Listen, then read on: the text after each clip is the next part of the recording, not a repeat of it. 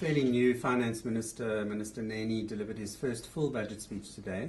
We got a taste of his tenure as Finance Minister during the interim budget speech towards the end of last year, but this was the first full budget speech.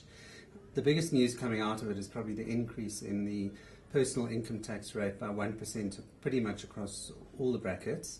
There had been some speculation that there might be increases to the VAT rate, because that's basically a tax on consumption, and we as South Africans tend to consume somewhat too much.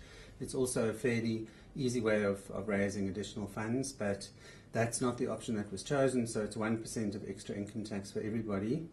Otherwise, two different types of tax on fuel. One is an increase of 30.5 cents in the fuel levy. That's obviously made possible by the fact that the fuel prices dropped significantly in line with oil prices, and also an additional levy for the road accident fund, which is currently significantly underfunded. Apart from tax issues, there was a heavy emphasis in the budget on fighting corruption and on containing and managing expenditure, and that's obviously the other side of the picture. It's extremely important in terms of keeping our deficit under control and our public sector debt under control. There are, for example, additional allocations to the Public Protector as well as the Financial Intelligence Department for additional personnel.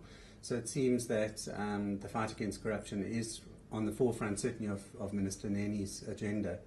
Another interesting point was a lot of tightening up in supply chain management, specifically in the education sector.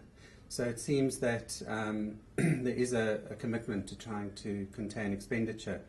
The vexed issue of the public sector wage bill was also referred to quite succinctly by the Minister, basically saying that there would be a consolidation of numbers of employees within the government sector. So it'll be interesting to see how that plays out. So overall, I would say it's a solid performance by the Minister, quite a reassuring picture.